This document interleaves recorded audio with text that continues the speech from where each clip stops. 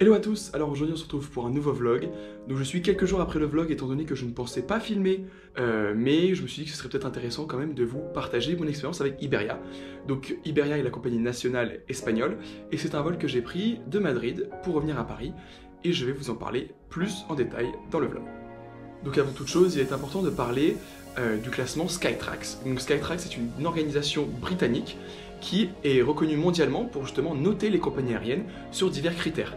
Donc par exemple, si on prend Air France, ils ont 5 étoiles. Si on prend Air Europa, que j'ai déjà review il y a quelques semaines, elles ont 3 étoiles. Et pour Iberia, c'est une compagnie à 4 étoiles. Et donc c'est ce que je vais pouvoir vous montrer aujourd'hui, c'est est-ce que Iberia vaut réellement ces 4 étoiles? Oui, non, et pourquoi? En tout cas, c'est parti. Après une matinée de cours, me voilà arrivé dans le terminal 4 de l'aéroport Madrid-Barajas, terminal 100% consacré au vol d'Iberia. Il est relié par un train souterrain au terminal 4S qui se trouve au milieu du tarmac, donc il ne faut pas se tromper. Le terminal est moderne, propre et propose de nombreux endroits pour faire son shopping, un gros duty-free ainsi que plusieurs endroits pour se restaurer. Pour ma part, j'ai opté pour un McDo étant donné qu'il était déjà 14h30. Puis, je me suis dirigé vers la porte d'embarquement, tant bien que mal, et je vais vous expliquer pourquoi. Ok la team, alors la porte a été affichée, donc K73. Donc juste pour prévenir que l'aéroport 4 de Madrid est un peu mal foutu. Sur une même longue allée, on peut trouver les portes J, K et H complètement mixées. On est passé de H à J, il y a des J mélangés avec des K, donc c'est un peu un bazar pour être honnête. Mais voilà, on se dirige vers la porte, il nous reste 45 minutes avant le début de l'embarquement, donc on verra bien ce que ce vol donne. En tout cas, il fait très beau, ça va être sympa.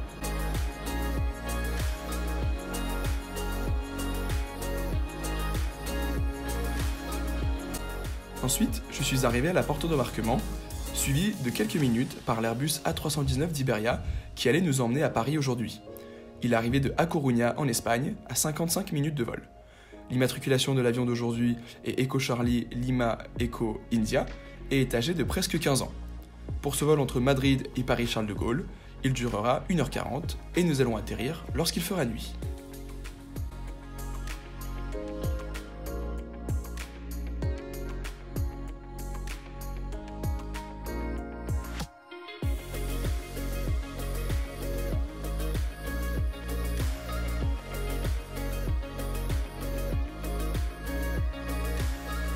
Arrivé à bord, la cabine semblait confortable avec des sièges raisonnables.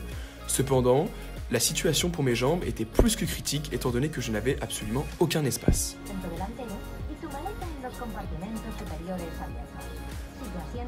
Je fus également très surpris de trouver un menu à bord et de me rendre compte que pour tous les vols de moins de 5 heures, Iberia fait payer ses produits pour pouvoir consommer à manger et à boire.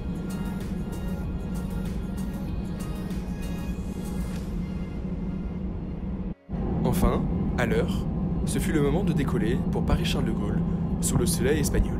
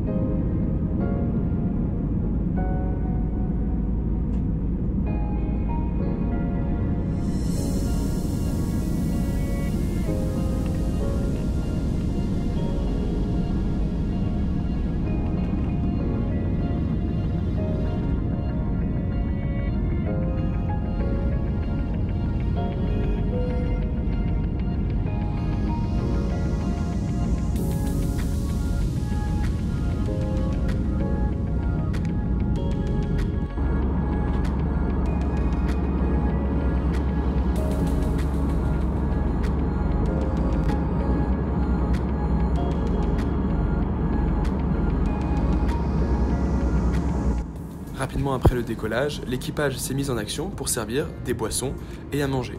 Cependant, j'étais encore assez étonné de voir que pour une compagnie internationale et une compagnie nationale d'Espagne, tous les produits à consommer sont payants pour des vols qui vont quand même jusqu'à 5 heures, ce qui est plutôt considérable.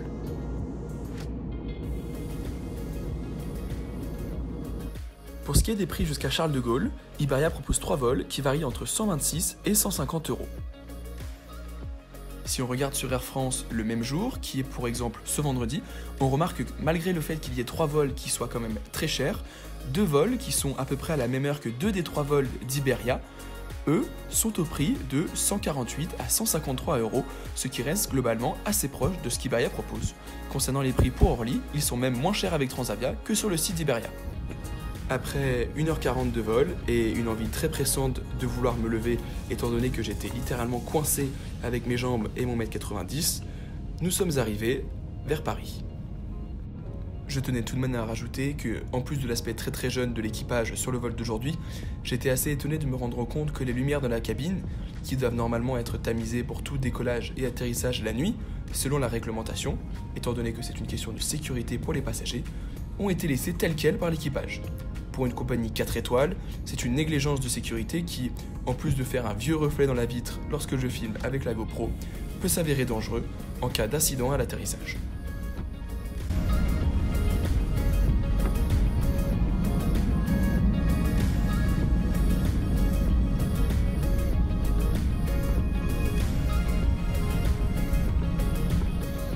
Alors, concernant le débrief du vol, j'étais quand même très déçu avec Iberia, notamment déjà, comme je l'ai déjà mentionné, avec la nourriture, avoir de la nourriture payante pour tous les vols qui vont jusqu'à 5 heures, pour une compagnie nationale qui n'est pas considérée comme low cost, je trouve que c'est quand même abusé, c'est toujours sympa d'avoir un petit snack comme sur Air France par exemple, ou Alitalia, ou Ita Airways maintenant, que j'ai pu prendre il y a un an. Ensuite, il n'y a pas de réelle identité dans l'avion, on retrouve très peu la couleur rouge ou la couleur jaune espagnole, à part sur la queue de l'avion à l'extérieur. Les sièges sont dans un état normal, pas nouveau. Je pense qu'Iberia devrait faire un renouveau total de leur cabine sur leur flotte court courrier et moyen courrier, comme Air France l'a fait par exemple. Mon siège était un peu décollé, c'est-à-dire que je sentais une barre de métal au niveau de mon dos, ce qui était quand même très peu confortable. Et l'espace pour mes jambes, comme je l'ai mentionné, était pire que sur des compagnies low cost telles que EasyJet ou Air Europa que j'avais pu déjà prendre. Pour une compagnie qui se considère comme nationale, c'est encore une fois très décevant. Et finalement, comme je l'ai évoqué, il y a tout l'aspect sécurité, où je pense que le personnel de bord était très jeune, inexpérimenté, et peut-être que c'est une réglementation spéciale à la compagnie, mais toute cette histoire de lumière qui est quand même une question de sécurité qui est employée par toutes les compagnies, je trouve que c'est quand même une négligence qu'on devrait simplement pas trouver dans une compagnie 4 étoiles Skytrax. Pour moi, même si elle est confortable, que les prix sont normaux, elle vaut entre guillemets ses 4 étoiles, mais elle doit faire beaucoup mieux si elle veut garder sa place et surtout monter dans les classements. En tout cas, je vous retrouve bientôt pour un prochain vlog. J'espère que ça vous a plu. Bye!